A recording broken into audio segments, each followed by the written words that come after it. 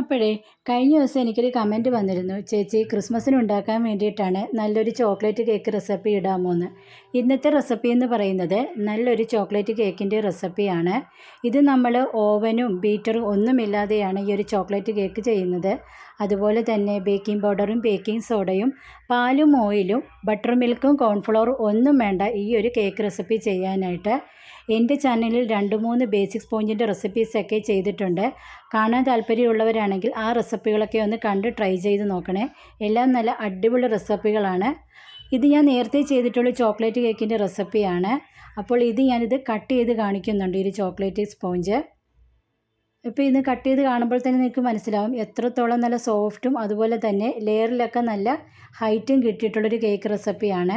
ഇതിൻ്റെ റെസിപ്പി ഞാൻ അപ്ലോഡ് ചെയ്തിട്ടുണ്ട്. ഇത് ഞാൻ 3ആയി കട്ട് ചെയ്തുകൊണ്ടാണ് ഈ ഒരു വീഡിയോയുടെ കൂട്ടത്തിൽ ഒന്നും കൂടി ഇത് ആഡ് ചെയ്ത് കാണിച്ചത്.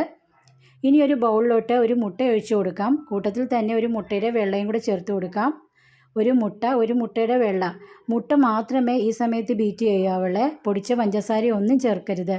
മുട്ട മാത്രം നല്ലതുപോലെ ഇത് കണക്ക് ബീറ്റ് ചെയ്തെടുക്കുക. ഇപ്പോൾ നമ്മുടെ മുട്ടയുടെ മിക്സ് ഒരു ക്രീമിയും സോഫ്റ്റും നല്ല സിൽക്കി ടെക്സ്ചർ കിട്ടിയിട്ടുണ്ട്. അതിന് വേണ്ടിയിട്ടാണ് ഞാനിത് സ്പൂണിൽ കൂടി ഒന്ന് ഒഴിച്ച് കാണിക്കുന്നത്. ഇത്രയും നല്ലതുപോലെ ബീറ്റ് ചെയ്തെടുക്കണം. മുട്ട എത്രത്തോളം ബീറ്റ് ചെയ്യാമോ അത്രത്തോളം ബീറ്റ് ചെയ്യുക.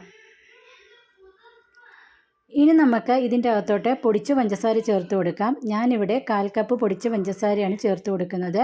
ഇനി പൊടിച്ച പഞ്ചസാരയും കൂടെ ചേർത്തിട്ട് നല്ലതുപോലെ ഒന്ന് വിസ്കിന് ബീറ്റ് ചെയ്യാമേ. ഇനി വാനില എസൻസ് ചേർത്ത് കൊടുക്കാം. വാനില എസൻസും കൂടെ ചേർത്തിട്ട് നമുക്കിത് ഒന്നും കൂടി ഒന്ന് വിസ്കിന് ബീറ്റ് ചെയ്തെടുക്കാമേ. അതിനുശേഷം നമുക്ക് ഇതിൻ്റെ അകത്തോട്ട് പൊടികൾ ചേർത്ത് കൊടുക്കാം. ഞാനിവിടെ 1/4 കപ്പ് മൈദയാണ് എടുത്തിരിക്കുന്നത്. പ്ലസ് 2 ടേബിൾ സ്പൂൺ മൈദയും കൂടി എടുത്തിട്ടുണ്ട്. ഇതിൽ നിന്നും 1.5 ടേബിൾ സ്പൂൺ മൈദ മാറ്റിയിട്ട് പകരം 1.5 ടേബിൾ സ്പൂൺ കൊക്കോ പൗഡറും കൂടെ ചേർത്ത് നമുക്കിത് പതുക്കെ ഒന്ന് വിസ്കിന് ഫോൾഡ് ചെയ്തെടുക്കാമേ. ഇനി അടിയിൽ മൈദയുടെ കട്ടകളൊക്കെ ഉണ്ടെങ്കിൽ അതൊക്കെ ഒന്ന് മാറാൻ വേണ്ടിയിട്ട് വീണ്ടും നമുക്ക് ഒന്നും കൂടി ഒന്ന് ഫോൾഡ് ചെയ്ത് കൊടുക്കാമേ. അപ്പോൾ എല്ലാവരും ഇതൊന്ന് ട്രൈ ചെയ്ത് നോക്കണം. നല്ല അടിപൊളി ഒരു ചോക്ലേറ്റ് ബേസിക് സ്പോഞ്ചിൻ്റെ റെസിപ്പിയാണ്. ഇത് ക്രീം വെച്ചും കഴിക്കാവുന്നതാണ്. അപ്പോൾ ഞങ്ങളെ എല്ലാവരും സപ്പോർട്ട്